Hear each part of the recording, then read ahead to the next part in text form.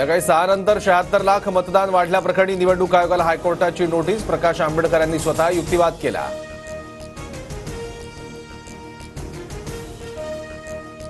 निवडणूक आयोगाने नियमावली पाळली नाही. निवडणूक आयोगाने 6 नंतरच्या मतदानाचे व्हिडिओ द्यावे. प्रकाश आंबेडकरांचा हायकोर्टात युक्तिवाद. अंजली दमानी यांची आज पत्रकार परिषद. भ्रष्टाचाराचे पुरावे पाहून मुंडेंच्या मंत्रिपदाचा राजीनामा मिळेल अशी अपेक्षा. गेले 4 दिवस त्याच्यावर काम केलंय. दमानी यांचं ट्विट.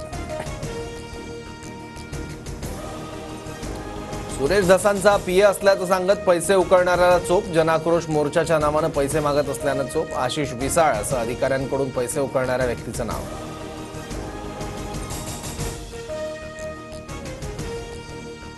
मुख्यमंत्री फडणवीसांनी वॉर रूम संदर्भात बोलावलेल्या बैठकीला उपमुख्यमंत्री शिंदे गैरहजर.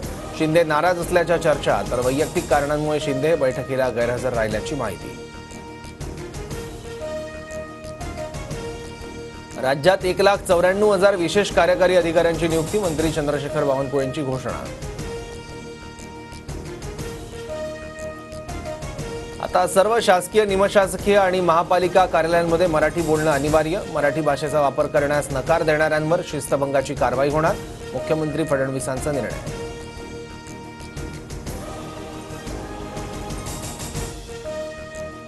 वांद्रे टर्मिनसमध्ये रविवारी एका महिलेवर ट्रेनच्या रिकाम्या डब्यात अत्याचार. सीसीटीव्ही फुटेजच्या आधारे आरोपीला बेड्या. मुंबई महापालिकेचा अर्थसंकल्प आज सादर केला जाणार. पायाभूत सुविधा प्रकल्पांवर लक्ष केंद्रित केले जाण्याची शक्यता. सध्याचे कर दरही सुधारित केले जाणार का, याकडे लक्ष.